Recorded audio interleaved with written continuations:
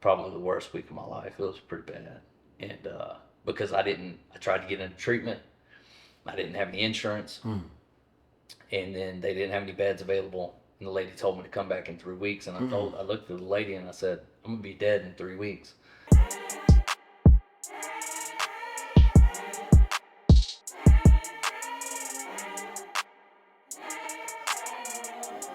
So Matt, just kick it off, brother. Tell us a little bit about yourself, man. Oh my gosh. Yeah, we want from day one. Like, what you want to know? Do you want to know? Like, what hospital were you born in? Time of day. I was born in South Fulton. I mean, to me, I grew up pretty regularly, but Right. to most people, it's probably not regular. So. So what were some aspects of your, coming up? You say people on the outside looking in wouldn't classify that as normal. Yeah. Well, I mean, I grew up around a lot of drugs, a lot of violence. Gotcha. Like I said, just volatile, and never really felt safe or secure in, just being who I was or just in general, physically, you know what I'm saying? So in my neighborhood, that was very normal. I had a very normal upbringing in my neighborhood. Yeah. But as I got older, I started to realize that maybe that wasn't so normal. Right.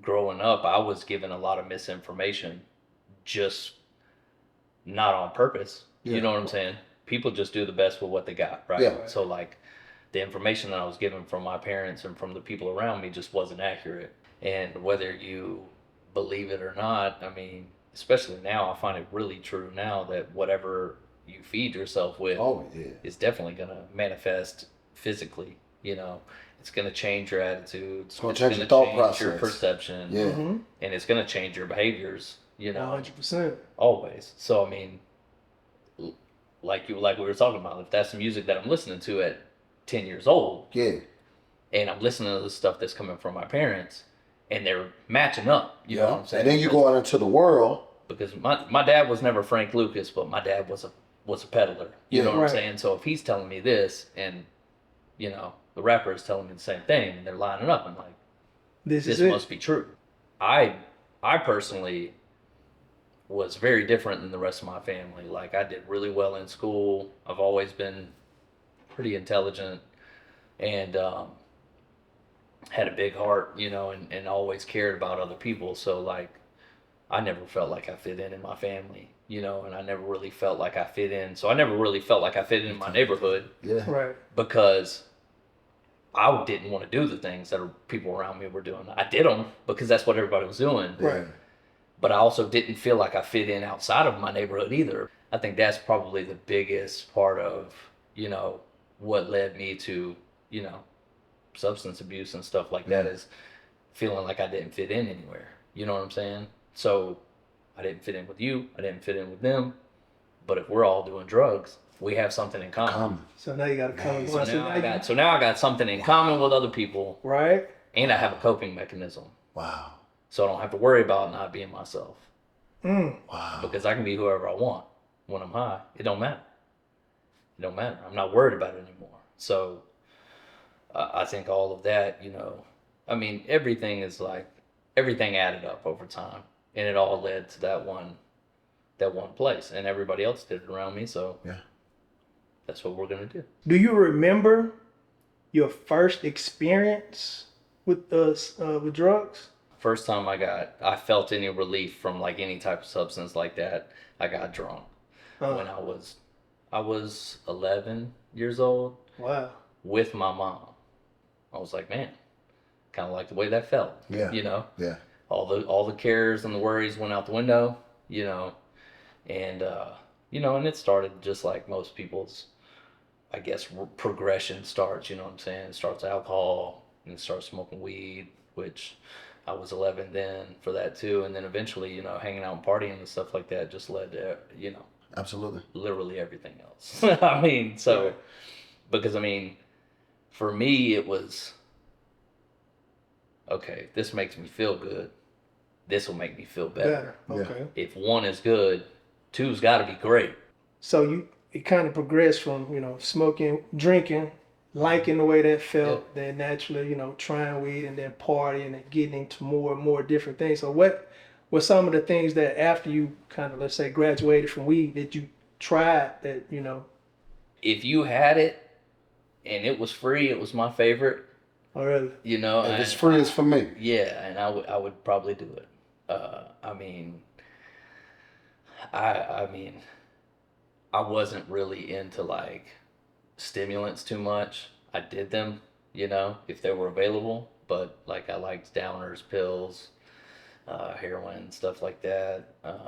But like I said, if it would get me outside of myself, I was probably gonna do it. And I was probably gonna do however much it took for me Not to feel it. Not to feel anything anymore. Because at that point, like after a couple of years of doing this, man, like you have no idea how to process anything. You know what I'm saying? Like I've been raised that, the only emotion that you show is anger. That's it.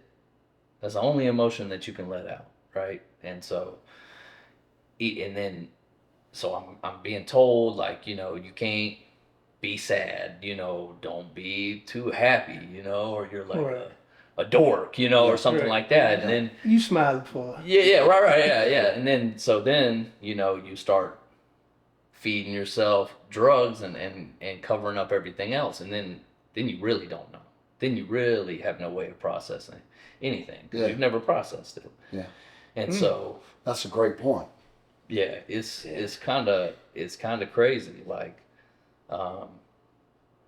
it's a wild place to be because, you're sitting here and you're pretty much just watching your life go by, right? And it's like you literally have nothing that you can do, like, because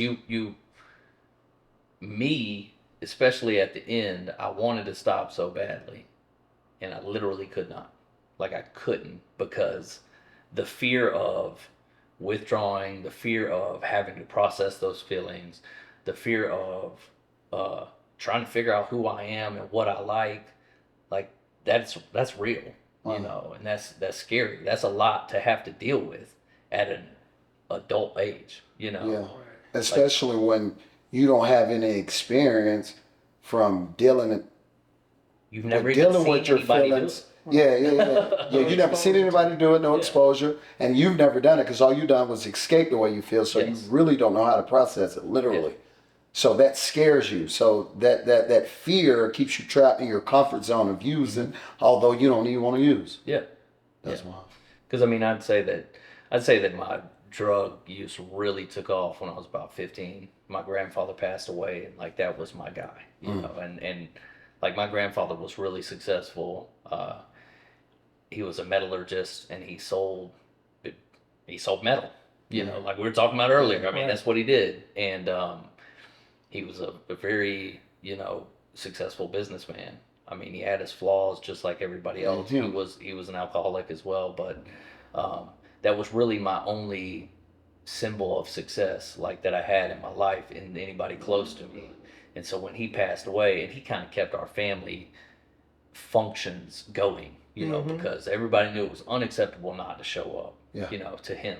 Yeah. So when he passed, it kind of all crumbled. So this dysfunctional family is now even more dysfunctional. Now it's displaced. Yeah, exactly. Yeah. And so like when he passed, it, because even when it was dysfunctional, you still had each other. Yeah. When he left, now you feel displaced. Yeah. Man. Now the person that could reel everybody in and be like, you two are fighting, y'all need to figure it out. Yeah. And y'all need to squash that. Now he's gone. Now everybody's just at each other's throats, and it's just kind of like chaos. Where do we go from here? Yeah.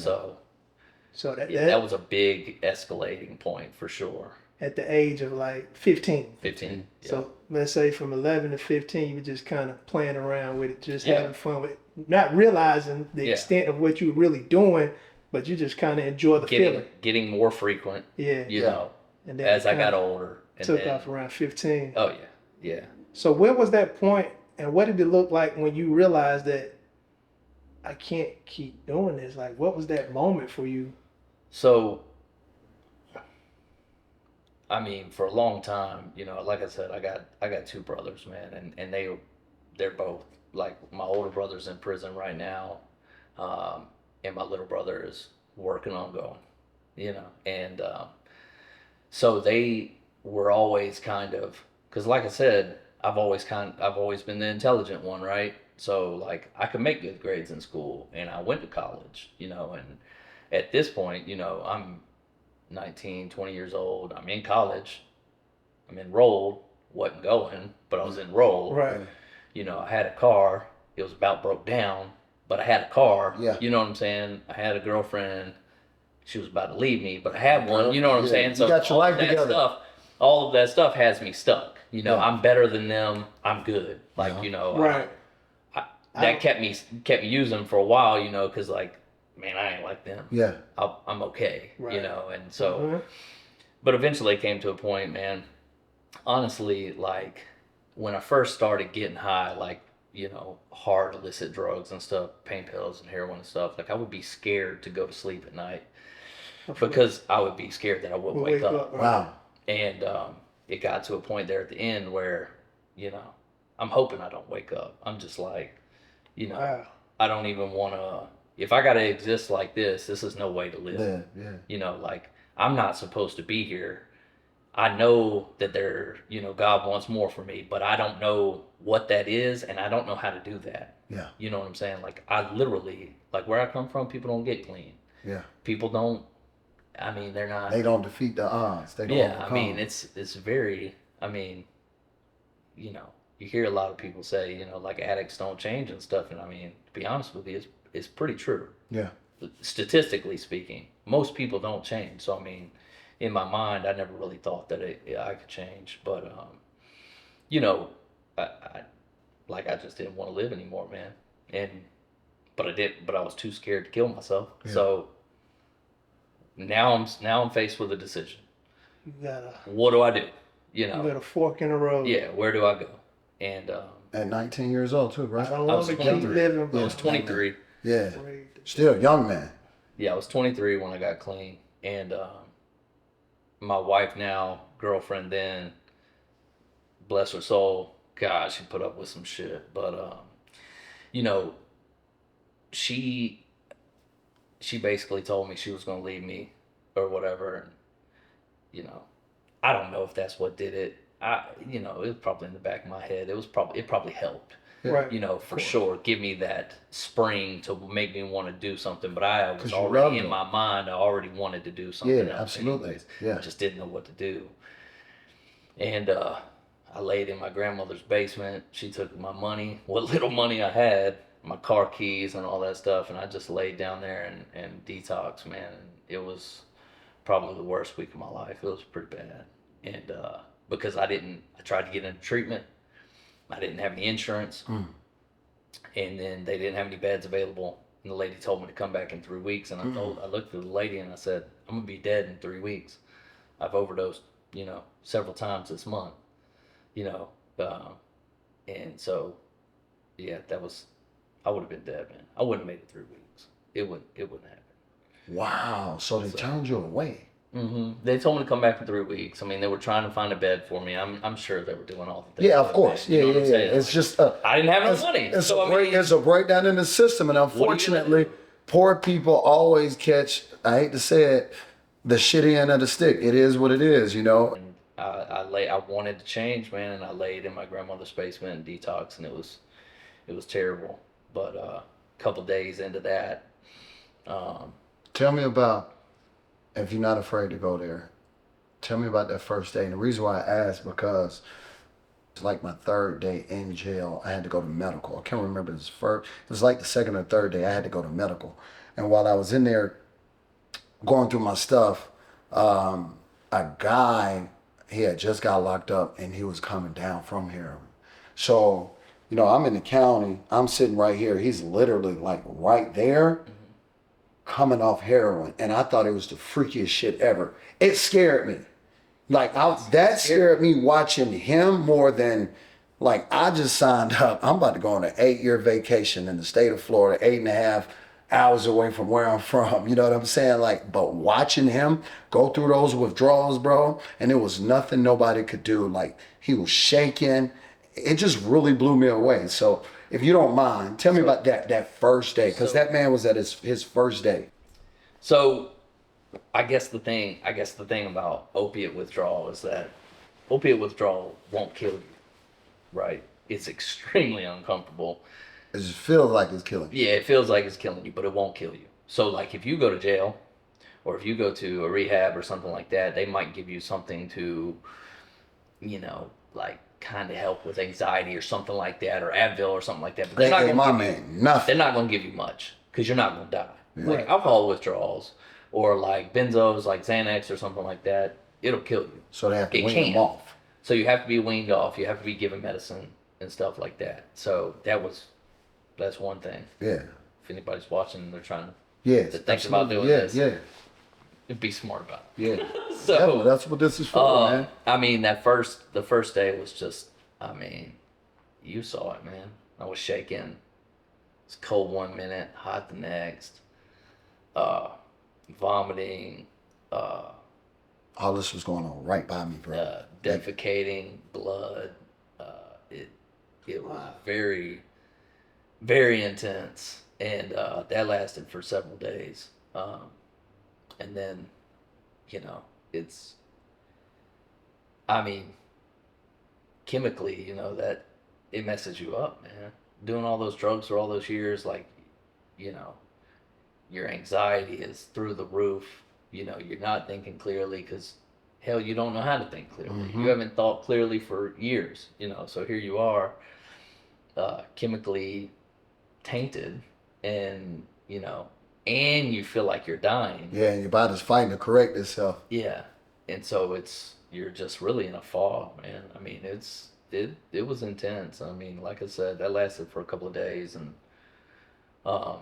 eventually I got to where I could get up and move around and, function at all. Because, I mean, the first day I laid in bed, I couldn't even stand up. Like, I was so weak. My body hurt so bad.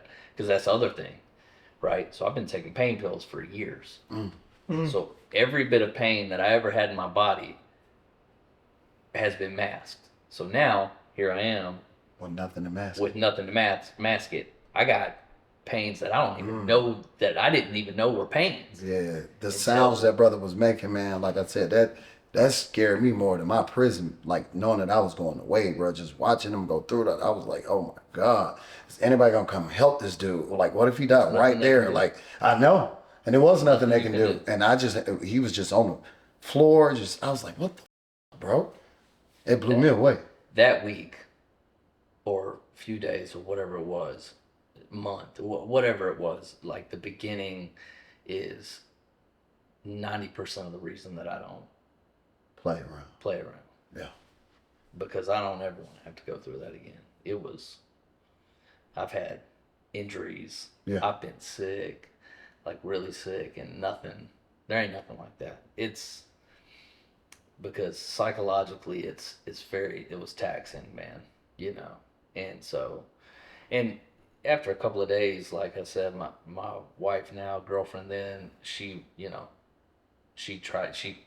had been trying to get me for a long time to go to like a 12-step program. And, here I am laying in bed. I don't know what to do. I don't know where to go. I don't know who can help me. You know what I'm saying? But eventually I went. And it probably saved my life, man. Well, if you could take me through it, the reason why I'm asking this is, tell me what's like the experience of an overdose. And the reason why I'm asking, because I had a really good friend, unofficially, that's the cause of his death. And, I always wondered, like, what that felt like. If there any signs, any clues, like, you just think about stuff. Like, I wonder, could he feel himself slipping away? You know what I'm saying? And he tried to come back, or if I don't know. You know what I'm saying? Like, what does that feel like? I have seen people do drugs and, of course, pass out, go blue. They need medical attention or they're going to die type deal. Me personally, most of mine would be, I take a shot of whatever the drug is, and there's no like warning. Yeah. When you're IV using drugs or something like that, there's no warning. Like there's no like telltale signs like, oh, I might Need have to done slow too it down. much because I'm doing this intravenously all at once. And when it hits you, too much is just too much. Like it just, and it depends on so many things.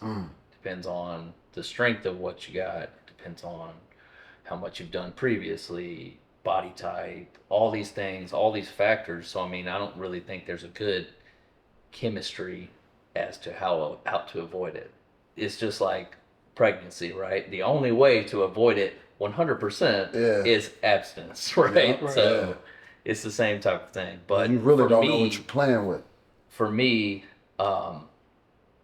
those couple of times in that month leading up to me getting clean, like I would take a shot and I would just go unconscious. Like I would just literally be asleep, like just like I was asleep, and I wouldn't know anything. I wouldn't be any of the wiser. It's not like I faded out. It was just did the shot, black, wake up, everybody's around me. Like I said, it pouring ice water on me, Yeah. slapping me in the face, whatever. Literally trying to oblivious bring to me what's back. going on, Yeah. or dead to the world. Yeah. Having no clue. Yeah. I mean, Man. unconscious. You would think it would be scary. You would think it would scare you. But to me, it was just I just got a good just nap. another day. You Yeah. know, like, whew, dodged a bullet. Dies down. Wow. Let's Man. go get high. Whatever. Might take the rest of the night off. Yeah. Probably. Yeah. My little brother, especially, he's prone to overdose, and he's had way worse experience than I've had. I mean, he's had to have, his kneecap drilled into and Narcan administered into his knee so that he would come back. And,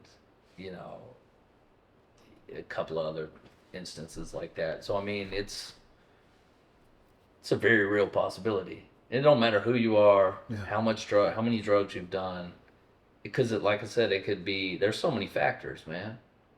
Like, I know if he knew he was that close to the line, he would never flirt with that line because, like I said, he was a smart person. Whatever, I don't know what he was going through, what he was trying to escape, what he was dealing with, if he was just caught up in having fun, if he did a little bit too much, I really don't know. But I do know if he knew that was the thing, that was going to be the last whatever, I know he would have avoided that. It doesn't discriminate, man. I mean, I've seen, I've been clean for a while, and I've seen people, of all shapes, sizes, socioeconomic status. It just, I don't know, man. And you say you've been clean now since the age of 23. 23. Yeah. So how long was that? So almost 13 years. Almost 13 years. Shout out to you, brother. 12 and some change. October 28th will be 13. 13 years. Well, congratulations on that feat, yeah. my brother. Thanks. How are you managing like triggers? Because I think that a lot of times people resort back to previous behavior once they Sure. receive some type of a trigger Yeah. that sparks that need or desire to go back to previous things that they once done that either provide them some type of pleasure or escape. Yes. So what have you done in your environment to make sure that you don't go back that outside of maybe those 2 days detoxing was just that powerful, but what is No. I would. So I'm going to come back to when I got clean, right? And because this is a process, right? This isn't like one day I was using drugs, the next day I was happy and never used drugs again, right? So like I told you, I started going to that 12-step fellowship, and it saved my life, man. You know what I'm saying? I was talking with you earlier about my sponsor, and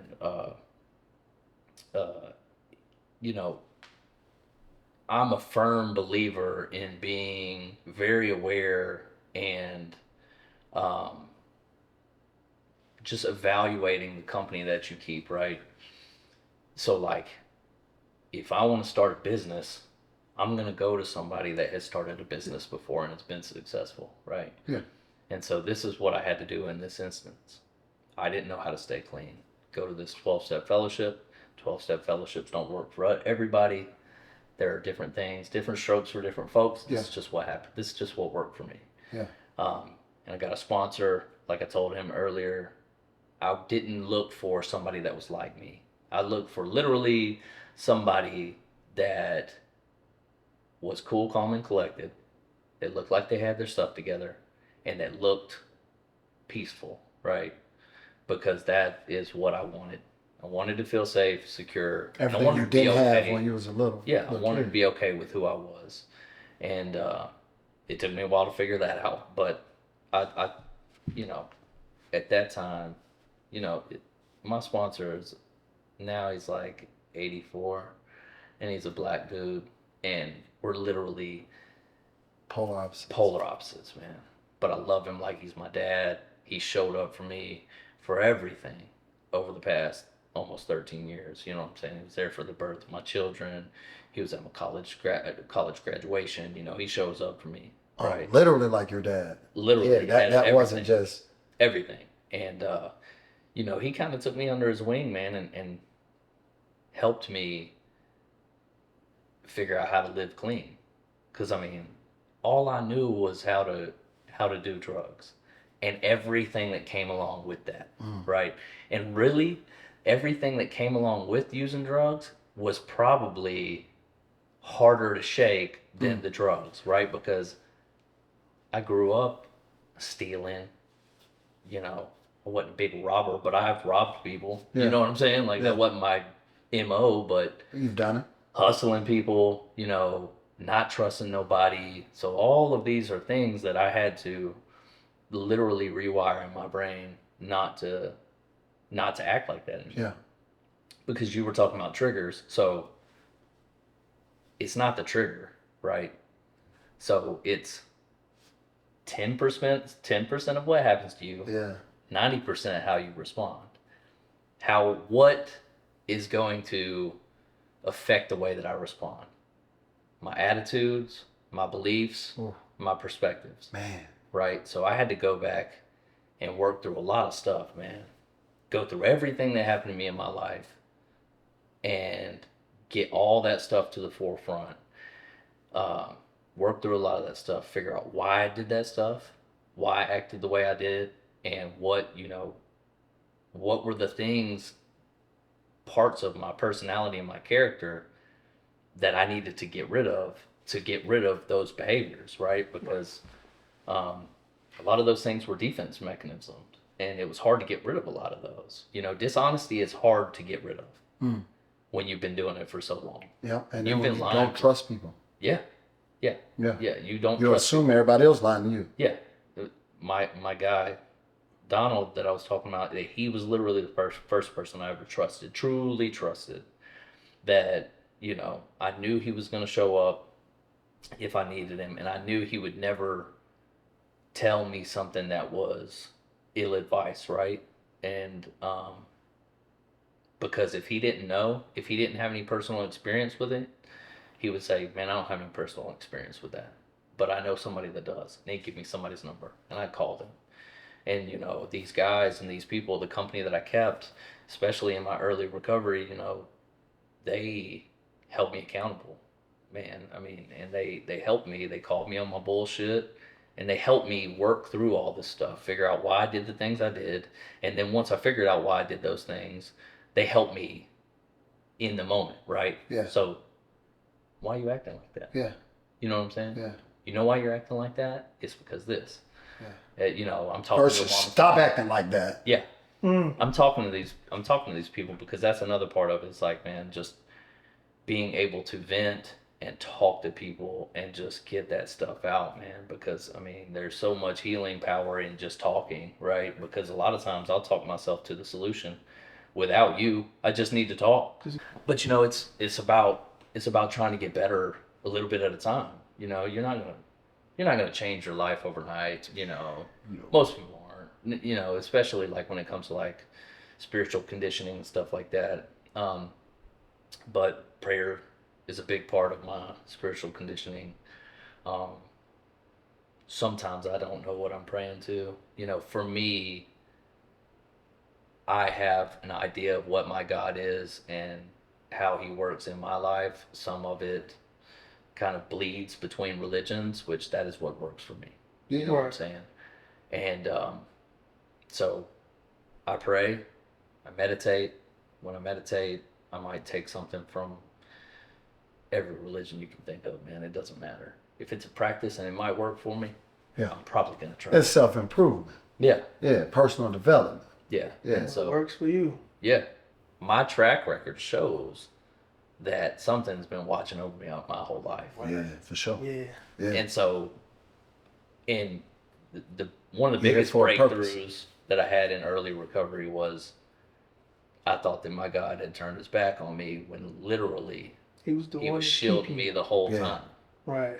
And now, when I realized that, I was kind of like, I heard earlier this week, man, if you ever have a problem with faith and believing and you want to question what God is real or the higher power, however you look at the universe, however it is, just yeah, you don't want to check his resume and just think about what you've been through. yeah, And think about some of the things that you've been brought through that you really have no explanation why as to why or how you made it through. Was it your mom doing it? Was it your dad coming to save you? Some things are just, you're here for a reason. And if you need a reason to believe, man, take a look at your own life, especially if you've been through something for Man, real, for real. I Like know. you seem like you've had a journey. And I'm sitting here, I usually talk a lot, but I'm sitting here in awe, brother. Man. I'm letting you roll with it, man. You Man. kill it, man.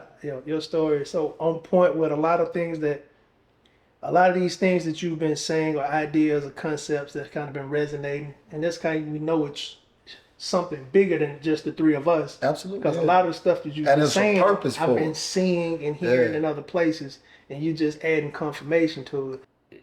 it's all about balance, right? Like trying to keep it in between the lines. You know, Real. there's a center line, you know, and you're not going to stay on that center line for very long.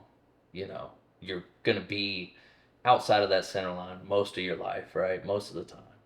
But the further the pendulum swing to the right or to the left, the more quickly you can get back to the center. So I mean, if I'm exercising and I'm praying and meditating, if I'm taking care of my mental health, then I like I said, I'm just a better person, man, because I'm more spiritually fit to deal with whatever's coming down the pipe. Yep. And life is going to challenge you. Yeah. All of us. Nobody's exempt from Always. Yeah. that. Yeah. So I mean, if in my track record, like we were talking about earlier, my track record shows that when I am in tune with my higher power's will or my God's will, however you want to say it, you know, I am less likely to act out and do something stupid. My behaviors are much better. My thoughts are much better.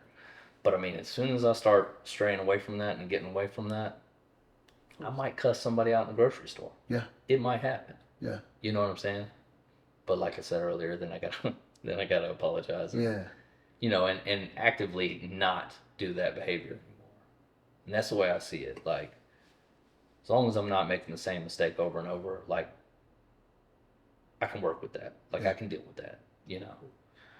So, and basically, in summation, I really just want somebody who may be in your shoes that you were 13 years ago, knowing that you can't sustain this much longer. It's either I'm going to get help, or I won't be here in 3 weeks. If somebody's maybe in that space, what would you give them?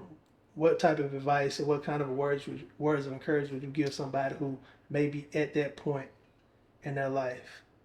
What would I say to them? Yeah. I'd say you're worth it. Because a lot of people don't realize, you know, their worth, man. And that's why they end up in those positions. Because they don't think they're worth it. They don't understand. I think that if I could go back to my younger self, like before the drugs and stuff like that, I think that I would tell myself that, like, you know, all men are spiritually equal. You know what I'm saying? You may have advantages over me physically and stuff like that, but spiritually, we're all the same. You know, we all start with a clean slate from the beginning of our life. you know, and I would tell myself that because I never saw myself as an equal to anybody. I was always better than or less than everybody around me. There was no humility. And so, yeah, I would tell them that they were worth it, man. You know, I mean, because I had somebody tell me that when I was in early recovery. She told me to go in the mirror when I got home and look at myself and tell myself that I was worth it. And I couldn't do it. I couldn't do it at first. And I went back to her and I was like, I just couldn't do it, man. And she was like, you know, and we talked about it and stuff like that. And once I did it, it was freeing, man. You're not promised tomorrow. We're not promised tomorrow, and we don't use drugs. So I mean, if you use drugs, you're definitely not promised tomorrow. You are much more likely to die than we are. You know what I'm saying? And so everybody, not everybody, but a lot of people, you know, they're just like, I'll do it tomorrow. I'll start tomorrow. Right. It's always tomorrow. You know that. Yeah, absolutely. You know that in fitness and stuff like that. We'll start tomorrow. I'll do that tomorrow. Yeah, you know what I'm saying? There's another member at Burn that I work for her dad, and one of the biggest takeaways that I took from him was don't put off till today what you do. Don't put off till tomorrow what you can do today. Yeah. And so, yeah, man. I mean, I think I'd probably tell them that too. They got a whole life ahead of them. You know, even if you're. I've seen people get clean that were 60 years old, 65 years old. It's never too late. Have a beautiful life, you know. So, yeah, I don't know. Probably give them a hug. Because there's power in that too. So. They say life is 1090. 10% of what happens. And 90% of how you respond. Yo. I'm trying to elevate, so I'ma take the ups with the downs. Pound for pound, the greatest God gave me the crown. Graduated from the streets, got my cap and my gown. Made mistakes on the way, but I turned them around.